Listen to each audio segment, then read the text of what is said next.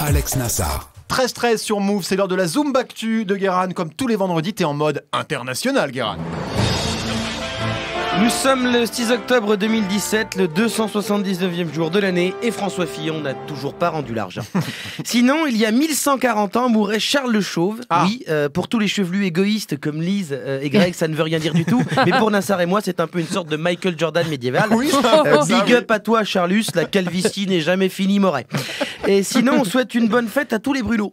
Enfin, surtout un, oui, voilà, qui est vraiment formidable. Surtout que là, j'ai plus de carte bleue s'il pouvait m'avancer du liquide. C'est le directeur de Move.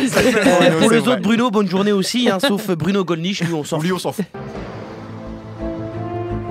Ah, c'est produit, hein. Ouais. C'est produit. On commence ce tour du monde en Espagne avec une info people. Oui, avec Gérard Piqué, le Che Guevara catalan sans gluten, qui serait célibataire. Oh. Ouais. Selon plusieurs sources de type internet, Shakira, sa compagne, a fait comme la Catalogne. Elle a fait un référendum avec elle-même. Elle a pris son indépendance. Pour parler comme Gérard Piqué, Shakira, c'est Queda, mais plus trop avec moi.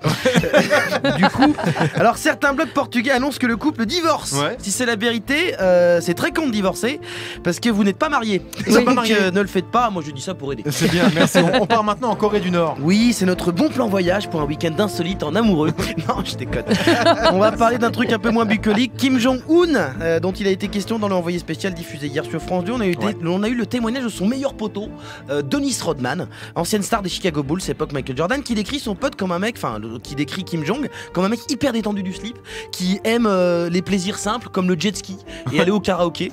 Voilà, donc selon Dennis Rodman, Kim Jong-un serait plus ou moins DJ Khaled asiatique avec la bombe nucléaire. Genre il balance une bombe et après another one et tout. Et surtout, il est pas fou. C'est ce qu'a confirmé d'ailleurs la CIA, qui est une source un peu plus officielle que Dennis Rodman. Alors la CIA a fait un rapport. Les services secrets américains sont formels. Ils appliquent, Kim Jong-un applique une stratégie à long terme dans le but de préserver son pouvoir autoritaire. C'est pas le genre à se réveiller un matin avec une envie de détruire un pays pour kiffer.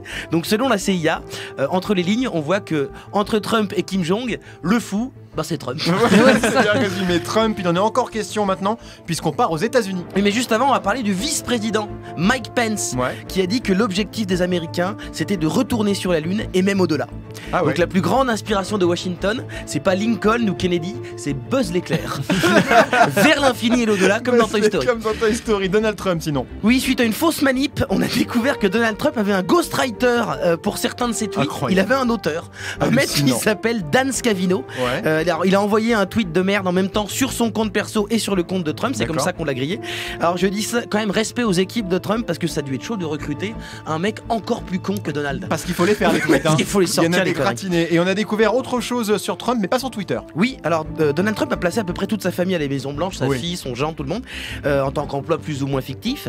Et on a appris qu'il aurait proposé à son ex-femme Ivana un poste d'ambassadeur des États-Unis en République tchèque. Oui, parce qu'elle est tchèque, parce que Donald Trump achète toutes ses femmes dans les pays de l'Est comme des Skoda. C'est des sorties d'usine. Voilà. Alors que la seule chose qu'elle a fait, Ivana, dans la vie, c'est se marier avec lui, une télé-réalité en Italie.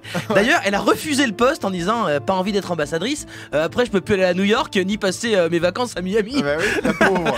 Finalement, Trump fait exactement ce qu'on aurait imaginé si un rappeur renois genre Snoop Dogg était devenu président. Il écrit pas ses textes, il clash des gens sur Twitter, il parle de chat, il veut attraper les femmes par la poussie, tout ça, il pistonne sa famille, son entourage. Trump est donc la preuve vivante que concernant les clichés, Orange is the new black. Elle était technique, elle est magnifique. Et on termine en Australie.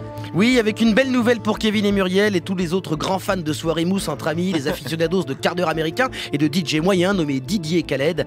Parce qu'en Australie, on a retrouvé un truc qu'on n'avait pas vu depuis longtemps, c'est ça. Ah non, pas du tout. Je croyais qu'on avait retrouvé Jean-Pierre Madère échoué sur un surf. Pardon, fake news. En fait, le Macumba, c'est un navire marchand australien abattu par les Japonais en 43 qui a été retrouvé au large de l'Australie. Je me disais bien que c'était chelou sinon. Non, c'est très bizarre. Ah, n'empêche, moi qui me plains d'avoir perdu ma carte bleue, les Australiens, ils ont perdu un bateau pendant 74 ans. C'est hyper chaud. Mais t'as vraiment perdu ta carte bleue? Mais oui, c'est vrai, c'est la vérité. Tout à l'heure, tu nous gonfles avec ça et tu l'as perdu où? Bah, je sais pas puisque je l'ai perdu. Bon, mais il va falloir l'inviter à la cantine. Tu reviens pour. C'est une technique pour ça, pour pas payer la cantoche. Vous écoutez Move.